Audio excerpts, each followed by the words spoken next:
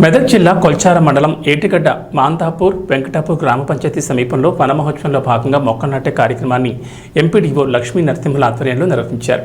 ఈ కార్యక్రమానికి ముఖ్య అతిథిగా మండల ప్రత్యేక అధికారి రాధాకృష్ణన్ హాజరై మండల విద్యాధికారి నీలకంఠం, ఏపీఓ మహిపాలరెడ్డితో కలిసి మొక్కలు నాటి నీరు పోశారు.